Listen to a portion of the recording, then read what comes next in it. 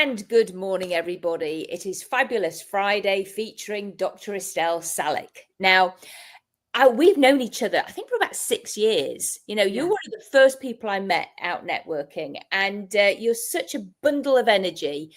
And it's like, and it's so exciting to have you on here because you help people. You know, you get them sorted.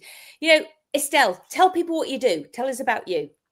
All right. Well, I do. Yes, I do have a lot of energy. And so I try to rein it in so I don't scare people too much. But we're definitely each other's cup of tea. And we are from the Commonwealth. I'm originally from Cape Town, South Africa.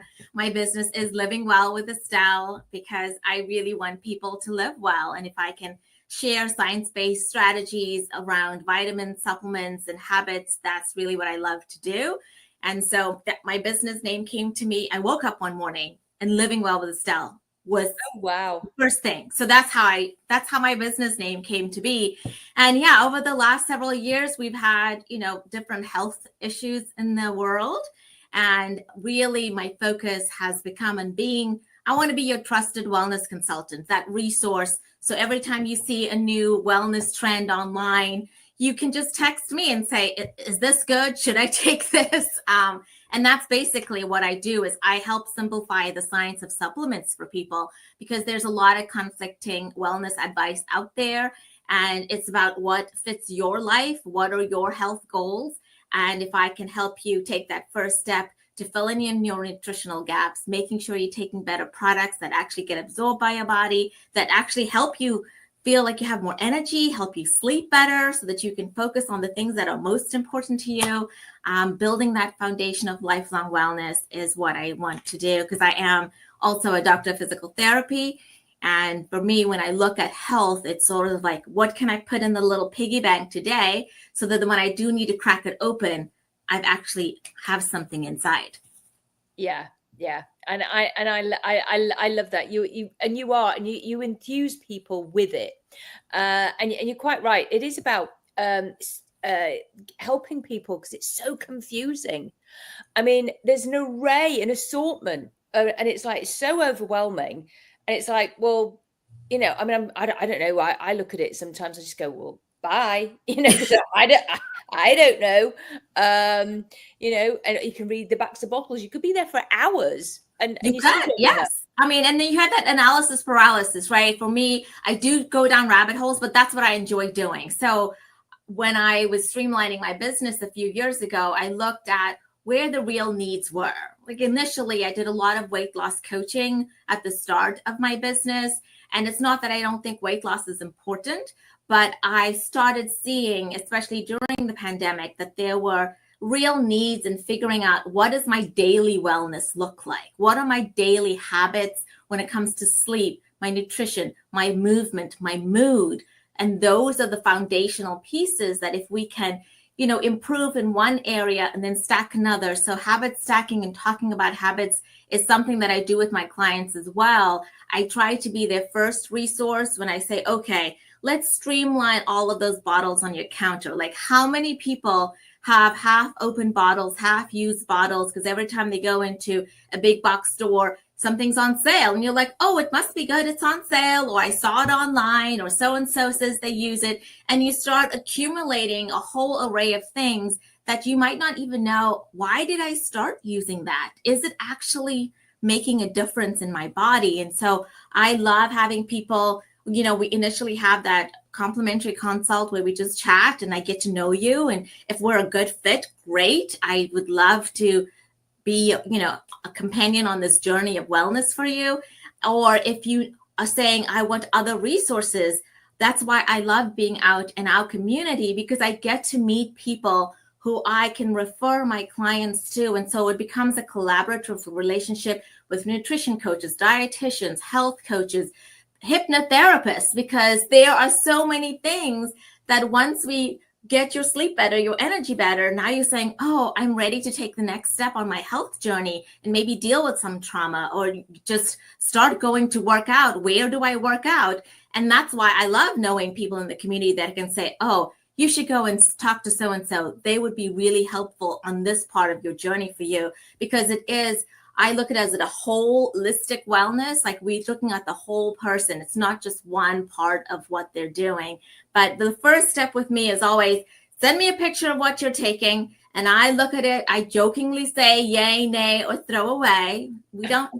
I don't like you wasting money, but I also don't want you putting products in your body that your body doesn't recognize as food, doesn't actually absorb, might actually be causing you more harm than good. One of the keys for me is when people say, oh, my stomach hurts if I don't take that with food. I'm like, well, if we got things that got absorbed better, were made from food, you won't feel that upset. And when I look at the ingredients, sometimes they're synthetics, there are fillers in there, there are products that help the shelf life of the product last longer, but not necessarily the integrity of the ingredients last longer for your body. So it's a conversation, it's education. I love having people just come in my orbit. So even if they're not ready to work together yet, being on my social media, I try to share tips and value there all the time so that they are at least getting something in my orbit. And when they're ready to work together, I'm there waiting for them and taking them for the next step. Yeah, no, I love it. And you do this wonderful thing every month, don't you? You do a calendar. Yes, the Action for Happiness calendar. Yeah, it's very inspiring, you know. Yeah, no, I started sharing that probably now 4 years ago. And it really boils down to how I think about health and habits.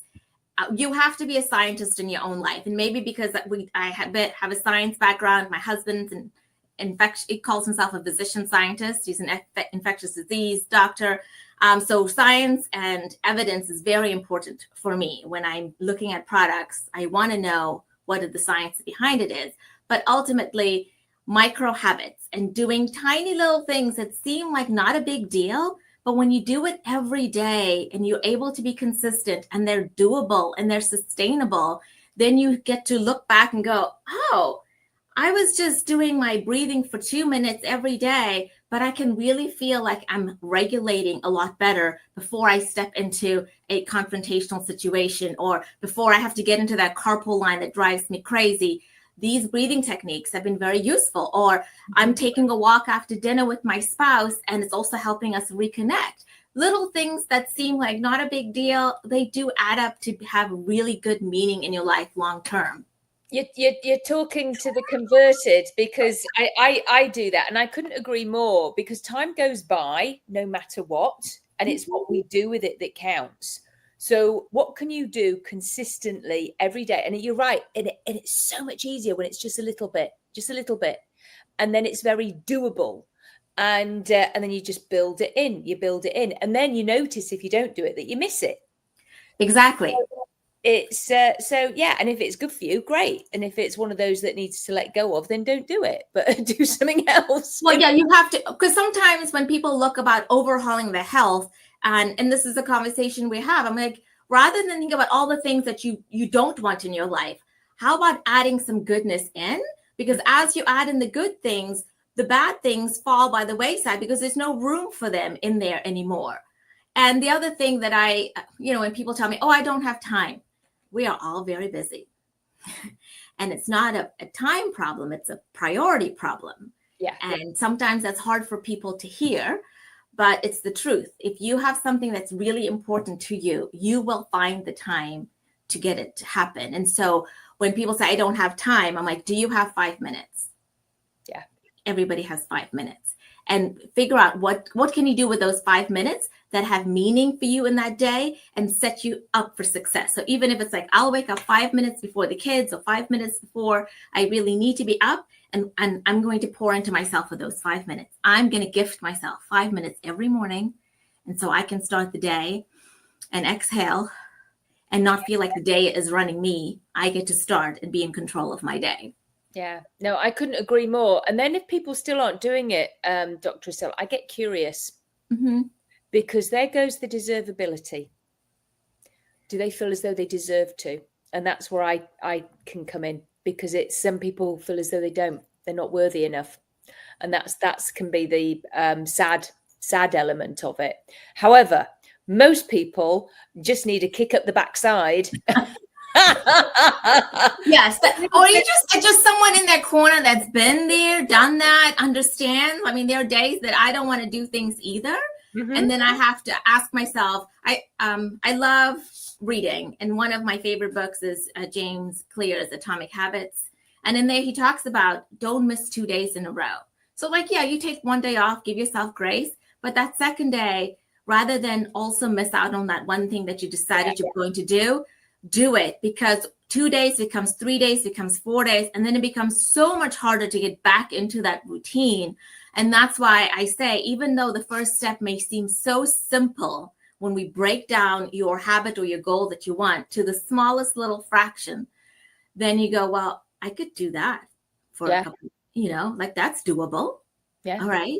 And then do it again and do it again. And then I always tell people, if you don't want to work out, just do something for 5 minutes. And then afterwards you're like, oh, that wasn't so bad. I could go a little longer.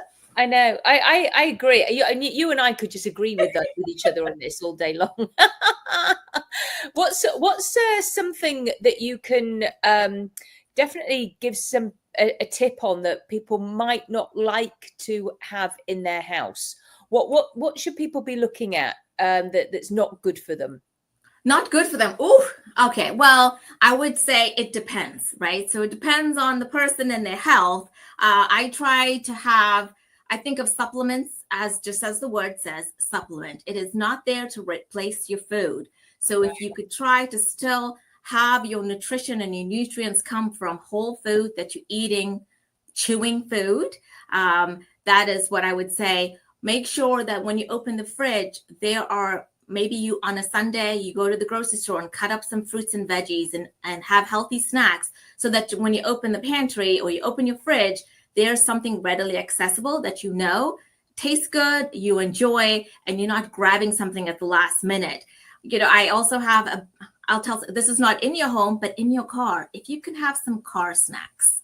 Because cars are where we sometimes spend a lot of time and you're driving around and then you end up going through a drive-through. Whereas if you had some healthy snacks with you, whether it's a trail mix or just different things, I have a little car bag with some pretzels and different snacks, peanut butter crackers, just so that when I need a little nibble, I'm not keen to go and drive through a drive-through. I have something in my car that can tide me over until I get home. So I would say make sure, have some car snacks, and then in your house, have some things that are readily available. And that's also good for your kids to see. If you have kids living in your home, that's what you do. You prep some snacks for them too, so they're not always looking for something quick that might not be the healthiest. Yeah, because they copy. And I agree. It's funny. I do get a lot of people who go through drive-throughs and get stuff. I never have done because it's not something that we generally do in England. But I have gum, sort of like Orbit or something in the car. So which kind of like just tides you over, or a bottle of water or something. Oh yeah, you always don't. No, I have a desk water. I have a car water. I have water all over because I think hydration is important. Some people don't like to drink water, but I would say for what people shouldn't have in their homes, really looking at your supplements and your vitamins, what you're taking, and start looking at the labels and seeing, are there any synthetics in there? Are there any fillers in there? What are the names of the synthetics? It depends on the products that you're having, but I would say the one thing, nothing with any colors in it, right? Okay.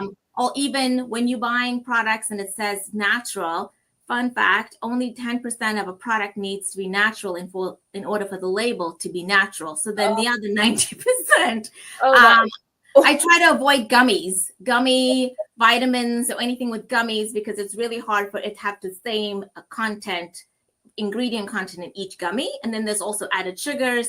And so if you have to have a vitamin, try not to go towards the gummies, because the shelf life is very long and they don't have the same integrity from one product to the next. It's not identical. I know it's easy to be like, I'll just pop some gummies, but we're adults. We can swallow pills, or we can find a liquid. I see people because they can't swallow pills, actually. Yeah, they'll come to you. You go talk to Claudia and figure out why you have a problem swallowing pills. Yeah. I can also find you small, tiny pills or liquids. But, I'm happy to take a look. I do have some PDFs that I send people with just some tips about even like magnesium. That's one that I get questions about a lot, like, oh, what type of magnesium should I take? Because my doctor says I need magnesium. And I was like, well, what's your issue? Because one magnesium will help you sleep, one will help with restless legs, and one will help you poop. So you don't want to take the wrong one. So I made a little cheat sheet for my clients that I'm happy to share with your audience too, where I'll happily, and it's on one of my social media pages on Facebook and Instagram. I made a list of about 10 different magnesiums and what the benefits are and what you would need them for, because there's a lot out there and it can be very I love that. Okay, yeah, because magnesium is good for brain health as well. Yeah, because there's because as you know, I see people living with dementia and the caregivers, but I don't prescribe. I just mention things they might like to look into. So you can prescribe, of course, because you're so I don't prescribe per se, but I will make suggestions around the supplements and what they're taking. I try to have people streamline their life. So we're not opening 6, 7, 8 bottles in the morning. Let's start with 1 or 2. If that's working for you, then we can add if needed, because it's very difficult if you're taking multiple products for you to know which one's actually working and which one's not. In fact, that's a really good point, Estelle, because it's like, well, how do you know? Mm-hmm. It's like, what point do you know, this is really, the cod liver oil is really making a difference when you're also taking the vitamin C and the vitamin D. And it's like, as you say, or seaweed or whatever it is, kelp, it's like. Yeah, all those things. Or even the timing of vitamins. So that was another post that I did, because there was a question that came up and somebody was just like, oh, I take my multivitamin at night and I really have trouble sleeping. Well, no, the person said I have trouble sleeping. And when I dug deeper, because I asked a lot of questions, it turns out that they were taking a multivitamin that had a lot of vitamin B in it at night. And so they were getting that energy boost that they should be getting in the morning at night, and it was interrupting their sleep. So that's another conversation we have about timing of vitamins. When you're taking it, what is better to be taken at night? What should be taken in the morning? What should be taken on its own? So yeah. That's really helpful. I love that. I mean, you're a minefield of information. So actually, one thing I was wondering about, something that we might not like to have in our house is for me, I don't like gluten here, Yes. And I've had people have the experience of eating gluten in Europe and being totally fine with it, but here they can't. Mm-hmm. And I think also people's digestion changes over time. So there is a bakery that I love. I can eat 1 slice of their bread now, and that's about it. I cannot do a second slice. So I do think we develop sensitivities over time, and listening to your body and being like, well, is it worth it to have the second slice? No, it's not. No, it's made you feel worth it. So, yes, and you have to be a grown-up about it and be like, okay, there's occasions that I'll eat things that don't make me feel as good, but it's few and far between. And most of the time you want to stick to, I have that 80-20 lifestyle where 80% of the time we're doing the things that we know are good for our bodies, whether it's exercise, food, all of that. And then 20% of the time is the fun times.